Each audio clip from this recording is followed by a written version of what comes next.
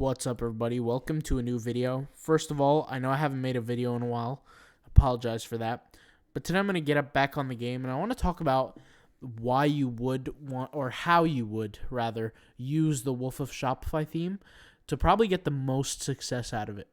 And I actually want to take a look at this from a psychological sales standpoint. So if you're not familiar, guys, this is the Wolf of Shopify demo. You guys can literally go to the same website here by going to wolfofshopify.com, clicking on this first link, and scrolling down to the demo button, which is here somewhere.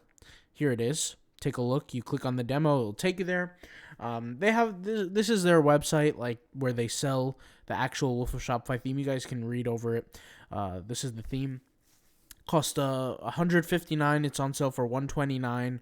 You could use my discount code. It'll be in the description box down below if you want to get $25 off. And I want to talk about the theme specifically, from a sales standpoint, how to use it. And I'm not saying this is the best theme. It's one of my personal favorites. But what I'm saying is I'm going to kind of be explaining the logical aspect behind it, right?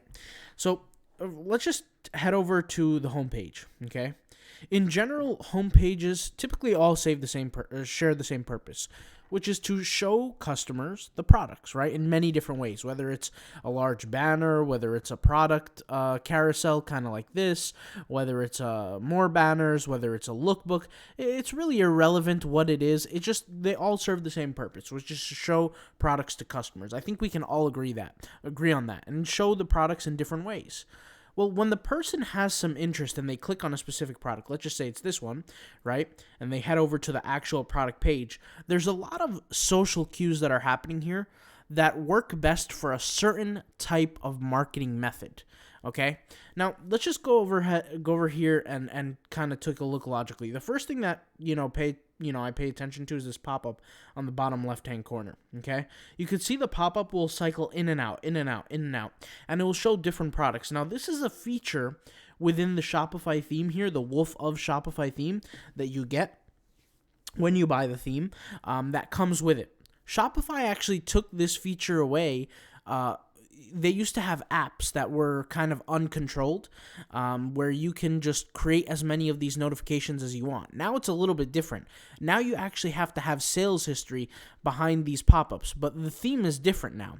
The theme actually has these built-in pop-up features so that you don't have to download any apps. Well, one of these what these features did, and Shopify knew these things were very, very powerful. What these features would show is essentially it would be like, okay, so-and-so bought this, or XYZ bought that, or somebody from Alabama bought this. And it would show a timer here, for example, about X amount of minutes ago, so 27 minutes ago, right? Well, what happens is when somebody's scrolling through the website, it doesn't even have to be on the product page. It could be on the home page, it could be on any page, and they're seeing these pop-ups. These are little interest cues that start to get triggered within the human brain, right? They see different things that are popping up and being sold. And what this actually opens a door to is two things. It opens the door to, number one, curiosity, okay? Because people want to see, what is this product that's sold? And number two, it opens up the door to social proof. Now, the reason why I say opens up the door is because it's actually kind of, it's simple, but let me just explain it, right? The reason why social proof doesn't get fully created with one feature like that is because there are so many other stores that use that exact same feature, right? And so from a sales aspect, from a sales perspective, as a consumer, you're kind of numb to it. You've seen it before. It might not be truthful. It might be truthful. You don't really know the full propensity to it. But what happens is as a legitimate consumer who has general interest in a product, what's going to happen is they're going to click on that certain product, and then they're going to be taken to the website where the product is being sold, right? And so next thing you know, you see a bunch of other social cues. What are these social cues that you see? Well, here I see three of them immediately. I see this, this, and this, okay? The first one, it says 11 sold in the last 9 hours, okay? So what this social cue does here, this statement right here, is this is supporting this pop-up here. And why do I say that? Well, if X, like, let's say this product sold 13 hours ago, 12 hours ago, so-and-so product sold 5 hours ago, 20 minutes ago. Well, by X amount being sold in the last amount of hours, you're basically saying the same thing. This is referred to as correlation bias. A lot of the times when people are not trusting something, they have to see correlation in order for the trust factor to go up. And what's the most important thing that actually gets you sales in Shopify? It's trust. At the end of the day, if somebody doesn't trust your business, doesn't trust your website, doesn't trust the business of the products that you're selling, they're not going to buy from you. It doesn't matter how great your website is. It doesn't matter what you're selling. Nothing matters as long as they don't trust you. Look at Amazon. The reason why Amazon is so successful is because there's so much trust there, right? So here it says 30, let's say 30 sold in the last 7 hours, okay? You get one here that says 52 minutes ago, this pair of pants sold. Now, what's the next thing you see? It says, hurry, only 13 left in stock. So now what this is this is now another social cue. What kind of social cue is this? This is called incentivization bias mixed with scarcity. So, in my opinion, right, when you look at something like this and you have a general interest and you already know a certain amount has already sold with 2 factors that prove that, what's happening here is that now this product becomes much more valuable because it is scarce now. It's a resource that is scarce. There's not as much of this anymore. So that's why it becomes very, very important, right? When you say, oh, hurry, only 5 left, only 4 left.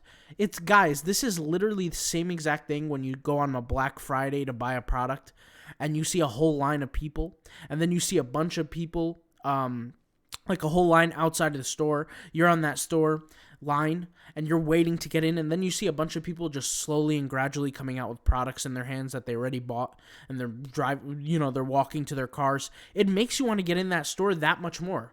And to prove that, look at what happens to the Walmarts and the Best Buys.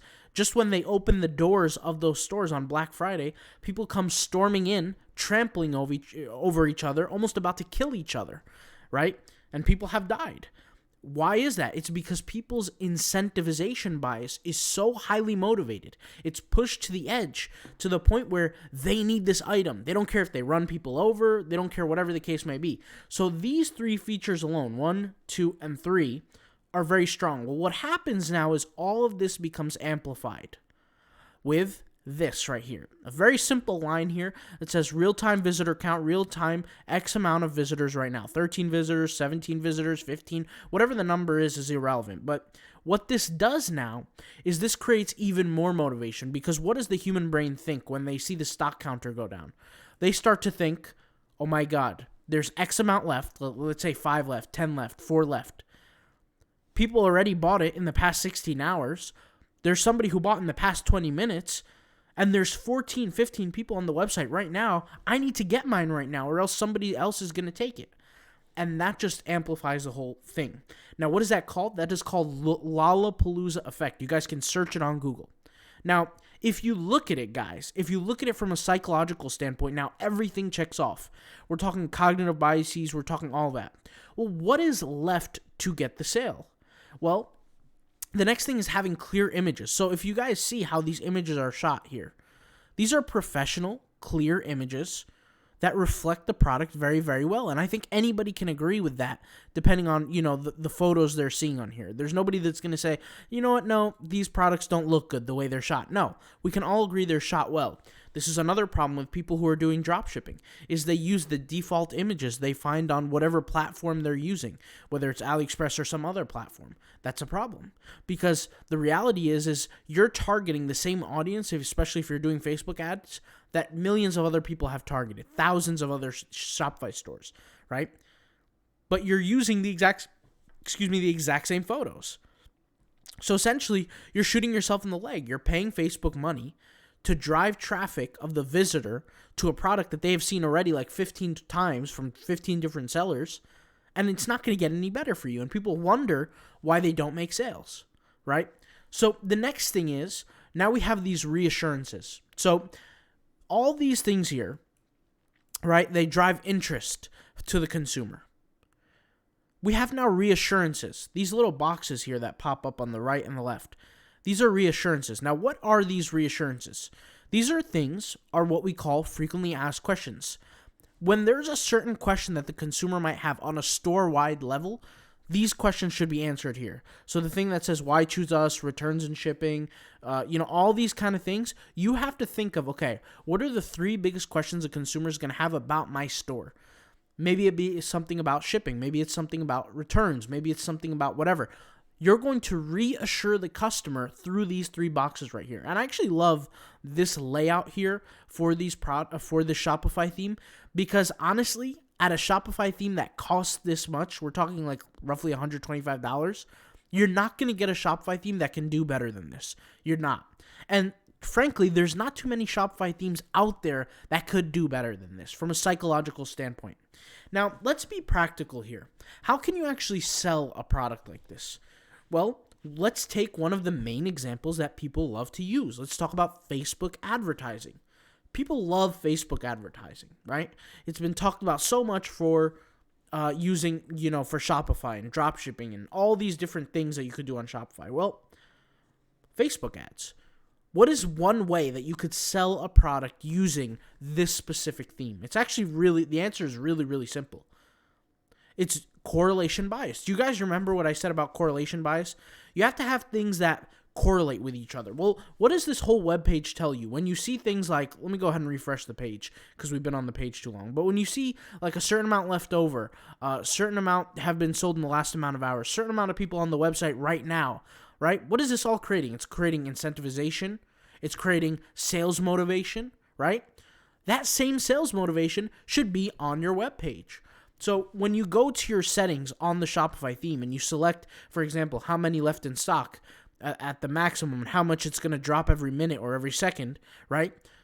If it says, let's say here, 15 left in stock, the consumer should see that on the specific ad. Hey, limited amount left in stock. Come order yours now. That is the perfect copy, because now the consumer, first of all, the consumer's not going to click if they're not interested, okay? So if they don't click, don't worry, you're not going to pay for that, right? You're going to pay per click, CPC, cost per click. You're going to pay per click. After you pay per that specific click, when the consumer is actually interested, they'll click, and then they'll come to the website with the preconceived notion that stock is already limited. When they come to the actual product page, every social cue here is indicating that stock is truly limited, right? The X amount sold in the last amount of hours, X amount left in stock, real-time visitor count, someone just purchased this 20 minutes ago. Everything here tells them, hey, this product is truly limited. And so now, essentially, they're taking their feet off the brakes when it comes down to purchasing. Now, what's the one thing that's left to do is reassure them, offer them the guarantees. And how do you do that? Through these 3 questions. You talk about shipping, you talk about your returns, you talk about why you're the best brand, and that's it. And that's how you create the sale. A lot of people are creating more complication to the sale that is. Now, there's a few things that could blow this whole, can of worms. If you have bad product images, kiss your success goodbye. Nobody's going to buy from a brand, no matter what you have on your website, if your product images don't reflect quality. For example, I tell people this all the time. Using the Shopify theme, for example, like the Wolf of Shopify theme, it's a great theme. We can all agree. It's a weapon. You're going to war. When you start a business in Shopify, you're in war. You're in battle. If you use that weapon improperly, you're not going to succeed. It's just the matter of the fact. So my piece of advice to everybody, everything has to correlate. You have nice product images? Good. Get a nice theme too. You have a nice theme? Good. Make sure you have great product images. And to be honest, what's harder is, it's easy to buy a $125 theme. That shouldn't be even the hard part. The hard part is getting the good product images for your business. That should be the hard part. I've got a message from other people saying like, I don't know what to do. I need a Shopify theme that's free. I'm like, okay, go with the free Shopify themes, but you're going to get free results too. In the world that we live in, guys, you get what you pay for in all aspects, right? Like, if you want a $9,000 car, you're going to get $9,000 results. You're not going to get a Lamborghini, right? It's not like, there's no cheat codes to business, okay? So basically what my point here is, guys, is I gave a logical breakdown from a psychological standpoint how to actually get the sale. Now you guys know it. So all you guys got to do is go out there and get it. All right. I'll talk to you guys later. Peace out. Bye.